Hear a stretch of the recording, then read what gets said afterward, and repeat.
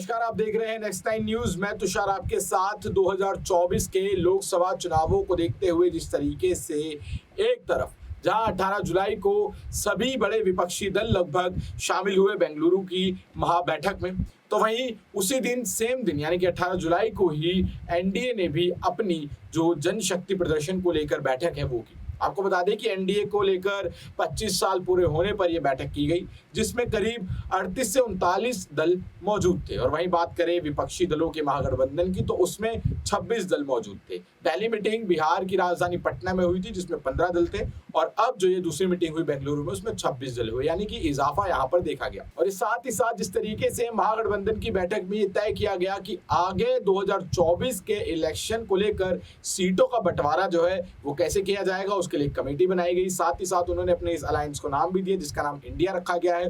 और अब ऐसा कहा जा रहा है कि ये 2024 की जो लड़ाई होने वाली है वो इंडिया वर्सेस मोदी, यानी कि इंडिया वर्सेस बीजेपी होने वाली है। लेकिन वही दूसरी तरफ भारतीय जनता पार्टी ने भी अपना जो है यहाँ पर एनडीए का विस्तार करते हुए जो बैठक थी वो कल की। और साथ ही साथ प्रधानमंत्री नरेंद्र मोदी ने कल वीडियो कॉन्फ्रेंसिंग के जरिए साथ ही साथ जो है वो महागठबंधन की इस बैठक पर कई निशाने भी साधे थे और उन्हें करप्ट भी बताया था।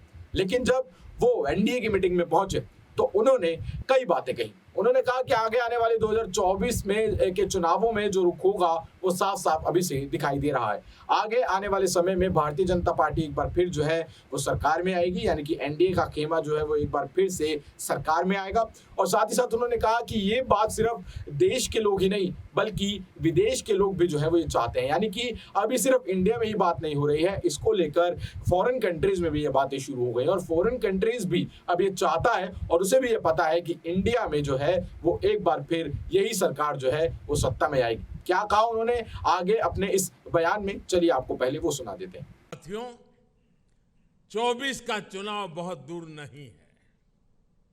देश के लोग मन बना चुके हैं कि तीसरी बार फिर एनडीए को ही अवसर देना है।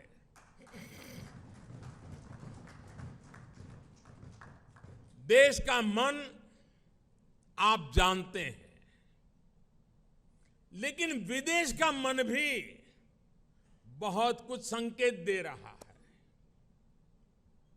आमतौर पर जब भी किसी देश में चुनाव का समय निकट आता है तो उसका बहुत बड़ा असर उसके वैश्विक संबंधों पर भी होता है। हर एक को लगता है कि भाई अब तो चुनाव का वर्ष है, अभी इस सरकार के साथ अभी रहने दो, एक बार चुनाव हो जाए, नई सरकार आएगी तब सोचेंगे। स्वाभाविक है।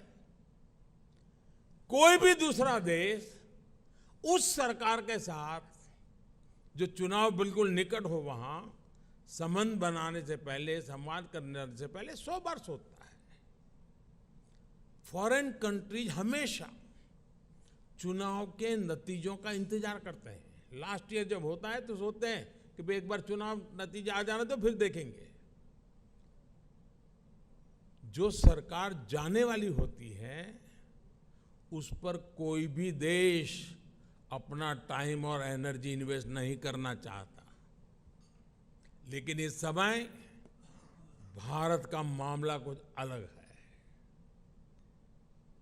सबको पता है कि हमारे यहां कुछ महीनों में चुनाव होने वाले हैं, फिर भी अनेकों महत्वपूर्ण देश, चाहे अमेरिका हो, फ्रांस हो, ऑस्ट्रेलिया हो, जापान हो, यूएई हो, यूके हो, सब एनडीए सरकार के प्रतिनिधियों को इनवाइट कर रहे हैं।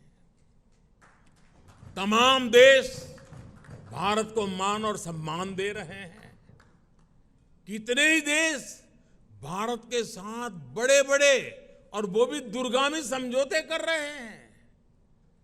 ऐसा इसलिए क्योंकि वो भी जानते हैं कि भारत के लोगों का भरोसा एनडीए पर है।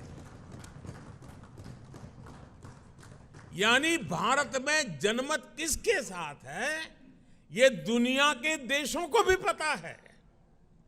साथियों, एनडीए का विस्तार सिर्फ संख्या या भौगोलिक विस्तार का नहीं है। ये भारत एनडीए का जो विस्तार है, ये हमारे प्रति विश्वास का दायरा भी बढ़ा रहा है। जनता एनडीए की हिस्ट्री और केमिस्ट्री दोनों को देख रही है, तभी तो हमारा गणित भी बड़ी आसानी से जुड़ता है। आप देखिए 2014 में एनडीए को देश ने लगभग 38% वोट दिए थे 2014 में, लेकिन 2019 में हमारे देश सेवा भाव को देखते हुए देश ने हमें 45% वोट दिए। और आपको जानकर के खुशी होगी, इनमें 225 से अधिक सीटें ऐसी थी जो हम जीत करके आए, 225 से अधिक सीटें जहां 50% से अधिक वोट शेयर एनडीए को मिला है। एनडीए का हर सहयोगी जो मेहनत कर रहा है, उससे तय है कि 24 में एनडीए का वोट शेयर 50% से भी ऊपर जाएगा। आपकी मेहनत रंग लाने वाली है, मैं विश्वास से कहता हूं, आपकी मेहनत बेकार नहीं जाएगी। देश की जनता को आपके सबके नेतृत्व पर भरोसा है। पूरे देश में हमारे अनेक साथी एक बड़ी ताकत बनकर उभरेंगे। हम हर भूभाग, हर वर्ग, हर समाज को विकसित भारत के मिशन से जोड़ेंगे। तो देखा आपने जिस तरीके से यहाँ पर नरेंद्र मोदी ने ये बिल्कुल ही कॉन्फिडेंस के साथ ये बात कही, जिस तरीके से उन्होंने ये कहा कि देश ही नहीं बल्कि विदेश भी ये चाहता है। और उन्होंने इसका एग्जाम्पल ये दिया कि अगर जब भी किसी देश में चुनाव आने वाले होते हैं तो जो दूसरे देश के लोग होते हैं वो उस देश के साथ कोई भी समझौता या कोई भी ट्रीटी या कोई भी ऐसे जो काम है वो करने के लिए थोड़ा रुक जाता है, क्योंकि कोई भी देश ऐसी जगह पर अपना टाइम और एनर्जी वेस्ट नहीं करना चाहता जहां पर सरकार बदल सकती है।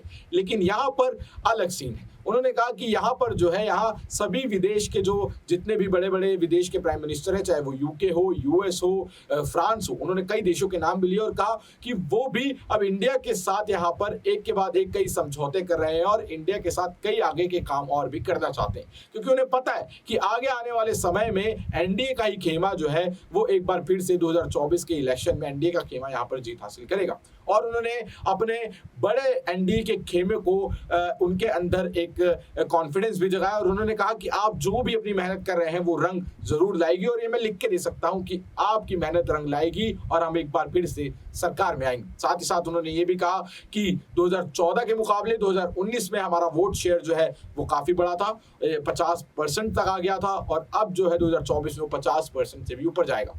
यानी कि एक के बाद एक प्रधानमंत्री नरेंद्र मोदी यहाँ पर बिल्कुल ही श्योर दिखाई दिया और उन्होंने महागठबंधन को लेकर लताड़ते हुए उनको करप्ट भी बताया। अब आपको क्या लगता है दर्शकों, आपको क्या लगता है कि ये प्रधानमंत्री नरेंद्र मोदी जिस तरीके से ये दावा ठोक रहे हैं एक बार फिर 2024 के इलेक्शन में आने का, क्या आपको लगता है कि ऐसा होगा या नहीं होगा? और होगा तो क्यों होगा, उसके पीछे के क्या रीजन हो सकते हैं, और नहीं होगा तो क्यों नहीं होगा, या हमें कमेंट सेक्शन में जरूर बताइए।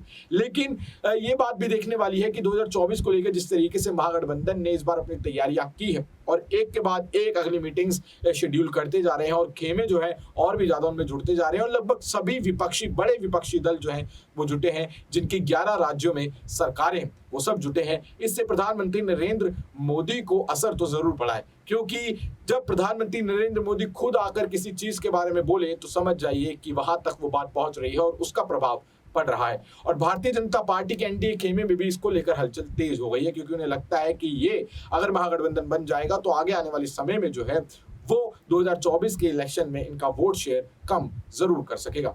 अब आप इस बारे में क्या सोचते हैं, आपकी राय में कमेंट सेक्शन में जरूर बताइए और देखते रहिए नेक्स्ट 9 न्यूज। धन्यवाद।